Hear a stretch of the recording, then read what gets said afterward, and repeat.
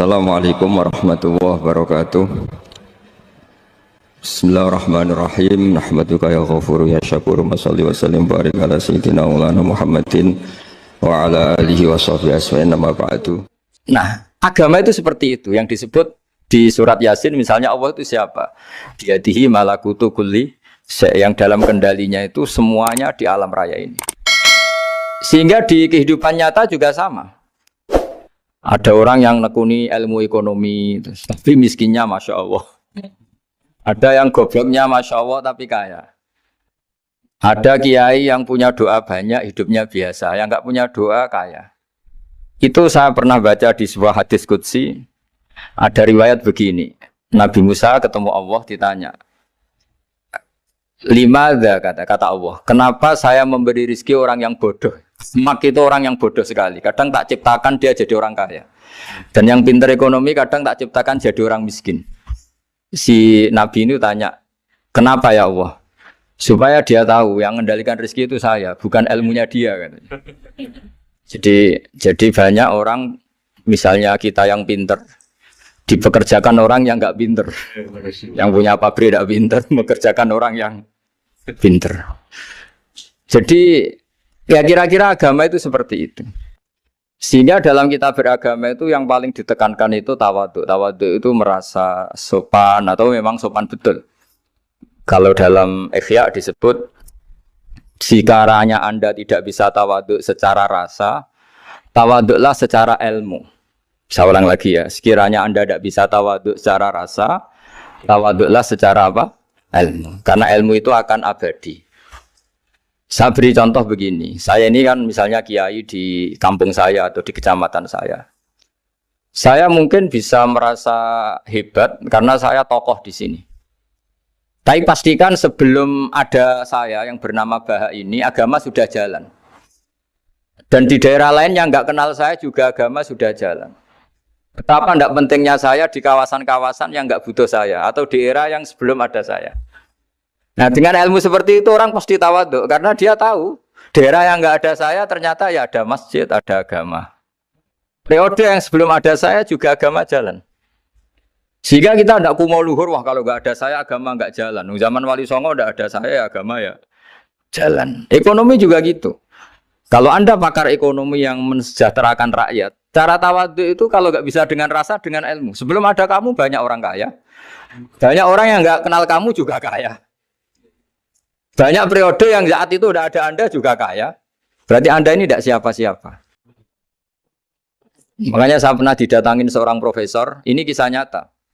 Gus, sebetulnya saya dengan bapak saya itu pinter mana. Bapak saya itu tidak tamat SD. Tapi saya bisa profesor.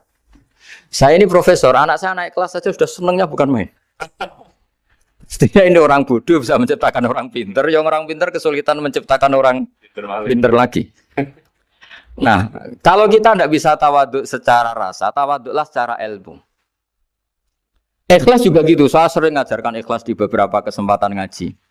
Kalau Anda tidak bisa ikhlas secara rasa, ikhlaslah secara ilmu. Pasti bisa, bukan mungkin bisa, pasti bisa. Secara ilmu. Makanya di Quran disebut fa'lam annahu la ilaha illallah. Ilmu, fa'lam itu dari kata ilmu. Saya beri contoh, saya mulai kecil sampai sekarang. Sekarang saya sekitar umur 50 tahun. Mulai kecil sampai sekarang itu ya bilang kalau kertas ini putih. Itu ya ada yang gaji, ada yang bayar. Tapi saya selalu bilang kertas ini putih. Yang hitam ya saya katakan hitam, yang merah saya katakan merah. Kenapa? Karena itu fakta.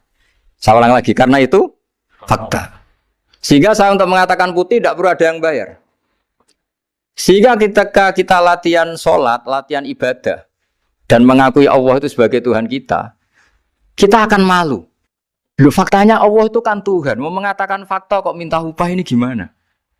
Kita mengatakan Allah Tuhan itu sama dengan mengatakan kertas ini putih. Sama-sama itu fakta. Sama seperti saya mengatakan Pak Jokowi itu presiden kami. Itu kan fakta. Masa nunggu kalau dikasih BLT katakan presiden. Kalau enggak ya enggak. Itu kan ribet jadi. Pak Manut misalnya rektor UGM. Mbok saya enggak digaji di sana atau enggak kerja di sana bilang kalau beliau itu rektor. Pak Ganjar gubernur Jawa Tengah. Mbok saya dikenal apa enggak ya beliau tetap gubernur. Lama sekali kita mengatakan fakta itu ikhlas. Ikhlas itu artinya enggak minta apa-apa. Karena kita ingin ngomong sesuai fakta. Nah Allah Tuhan itu fakta gitu. Nah kenapa untuk mengatakan Allah Tuhan nunggu Dah, saya ini Tuhan kamu.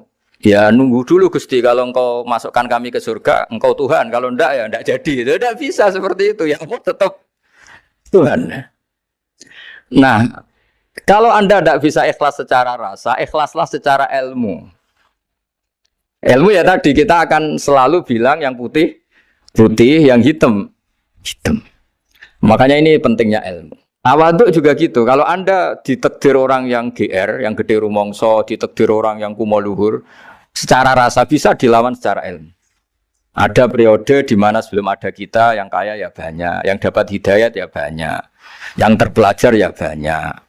Ada daerah yang nggak kenal kita, nyatanya pendidikan di situ jalan, sistem sosial baik. Betapa tidak pentingnya kita. Nah ini nanti memaksa kita atau melatih kita untuk tawaduk. Nah dari hikmah ilmu itu kemudian kita minta maaf sama orang lain itu mudah. Karena kita sadar bahwa adanya kita ini problem. Saya sering digojlok orang-orang kaya. Orang-orang kaya itu ya kadang agak kurang ajar tapi nggak bisa dibantah. Begini, pernah tanya saya gini, Gus, saya ini punya mobil mahal, harganya 2 miliar. Kayaknya yang berhak pakai jalan raya saya kan. Bisa, bayarnya pajak saya mahal. Sehingga kayaknya paling pantas saya. Yang naik ontel itu kan nggak bayar pajak, harusnya nggak boleh pakai jalan gitu. Terus saya bilang, mbah-mbahnya yang naik ontel itu pejuang, bapak kamu enggak, kata. Kamu nggak warisnya, kata. Artinya ada teori dalam kitab hikam itu kitab tasawuf dalam pesantren. Itu kebaikan saja di soal. Misalnya begini, kita ini bangga sebagai urip yang tertib, hidup yang tertib di kantor, di tempat-tempat pekerjaan. Tapi kalau itu semua terjadi, kalau ada kecelakaan di jalan itu nggak ada yang nolong langsung. SAR paling efektif, tim penolong paling efektif itu ya orang-orang nganggur itu. Orang-orang yang di jalan-jalan di perapatan itu kalau ada kecelakaan langsung nolong. Itu nanti ambulan itu yang kedua, ketiga, yang nolong pertama ya orang-orang yang nganggur-nganggur di jalan itu. Ada orang tersesat nolong. Maka ketika seorang sahabat tanya, ya Rasulullah kalau engkau melarang kita jagongan di jalan itu kita tidak bisa. Tapi kata Nabi, ya silahkan saja tapi adu hakkotorik, kamu di jalan itu datangkan. Apa itu? Ya kamu bisa amar ma'ruf nahi mungkar. Coba kalau di terminal, di tempat publik banyak orang yang soleh itu nanti copet ya sungkan. Yang mau jambret ya sungkan karena yang di situ orang-orang soleh. Nanti yang enggak sholat juga sungkan karena yang di situ banyak yang sholat. Jadi kenyamanan orang pergi jauh di tempat-tempat sepi itu ya barokahnya orang-orang nganggur terus ngaji, wah nengkono masih rame, ada orang yang di perapatan, di pertigaan. Bayangkan kalau ini orang-orang soleh, pasti itu nyaman karena wilayah publik dihuni orang-orang yang soleh. Tapi orang pasti bilang itu nggak tertib. Kita inginnya hidup ya tertib di kantor atau yang suka di masjid, di masjid. Tapi kalau itu terjadi, itu nggak ada tim SAR gratis yang setiap saat kalau ada orang kecelakaan nolong. Makanya dalam makalah hikam itu paling masyhur diantaranya itu manusia itu siapa? Manusia itu mangkanat mahasinuhu masawiyah, fakih falatakun masawihi masawiyah. Manusia itu orang yang saat baik saja ada salahnya, apalagi masalah. Jadi kalau kamu punya toko lagi laris dan saat laris itu Anda ngerumat keluarga Anda melakukan kebaikan pada keluarga Anda, pasti ada toko lain yang termahjubkan, yang tersingkirkan. Makanya saya pernah diskusi sama kiai besar, guyonan sama saya. Kita kalau kiai besar sebaiknya kalau diundang di musala kecil datang apa enggak? Kata kiai yang satu, jangan datang Gus, itu jatahnya kiai kecil. Terus kata yang satu, datang Gus sebagai bukti tawaduk bahwa kita kiai besar pun mau diundang yang kecil. Akhirnya kita ini ya kadang datang kadang enggak, karena kadang kita enggak datang supaya jatah rezeki kiai kecil enggak terambil.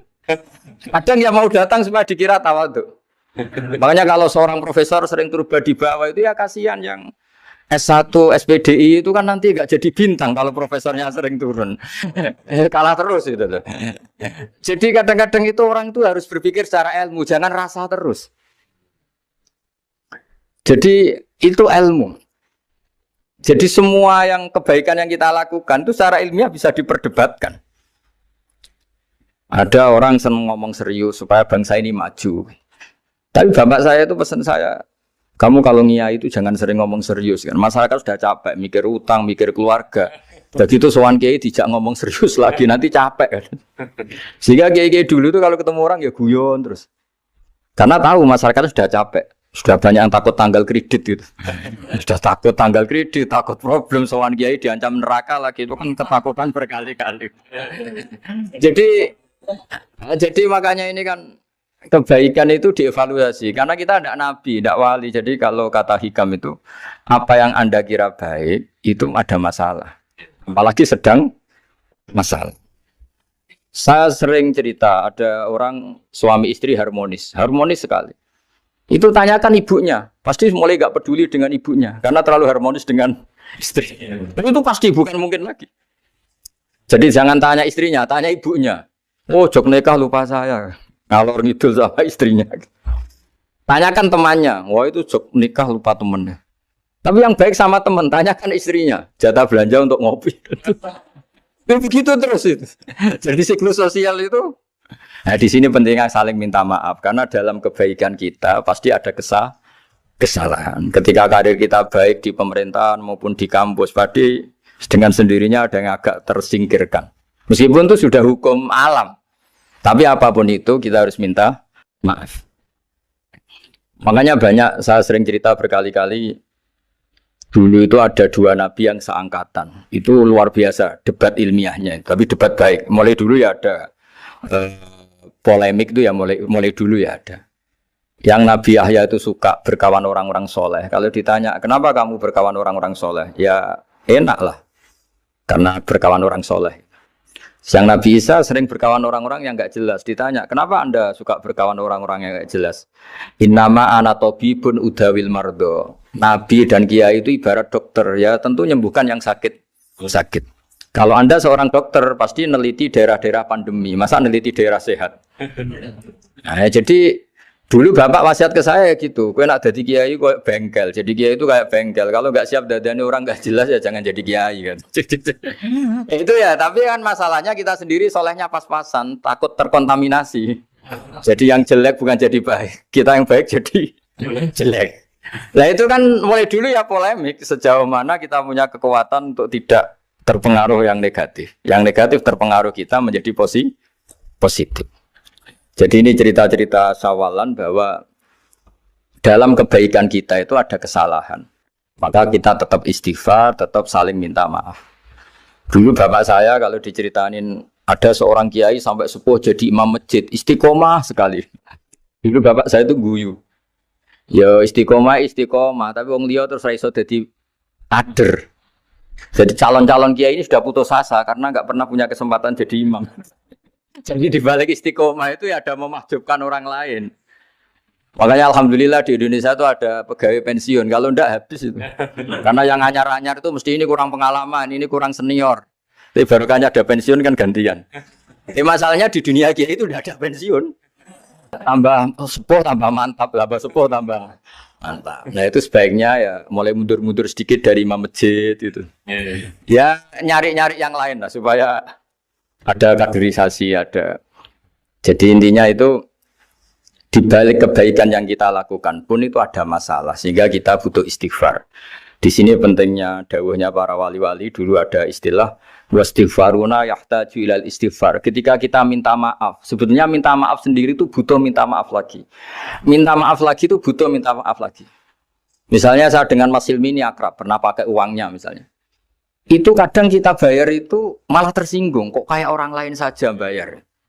Minta maaf juga gitu, kalau kamu punya teman akrab, terus minta maaf resmi itu tersinggung. Kayak wong liya ae jaluk sepuro. Jadi kadang jaluk sepuro itu malah masalah. Itu kan sama, kamu punya teman akrab terus kalau mau main, assalamualaikum, sakit masuk nopo boten, angsal boten, boleh nggak main, itu mesti teman kamu tersinggung. Kok kayak orang lain saja. Artinya ketika Anda merasa benar karena protokoler ketika masuk ke teman, ternyata itu salah. Teman kamu maunya nggak protokoler karena sudah akrab.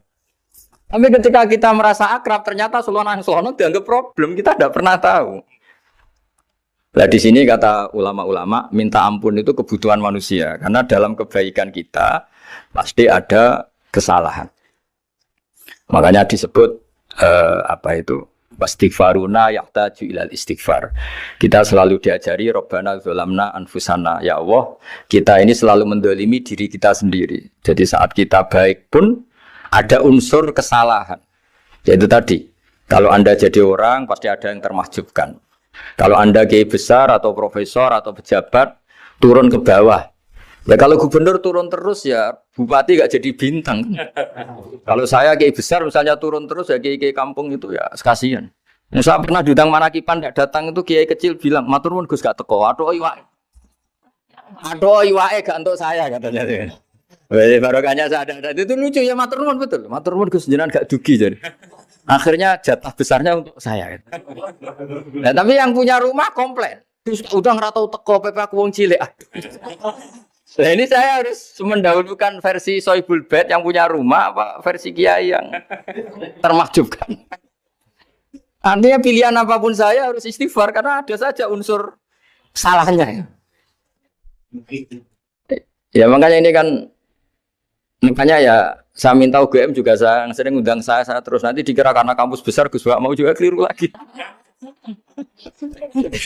Kalau 1-2 kali mungkin boleh, kalau keseringan ya nggak boleh. Nanti itu dikira saya maunya hanya sama kampus besar, padahal saya sama RT ya sering datang juga. Nah ini yang terakhir saya bacakan teks otoritatif sebagaimana janji saya.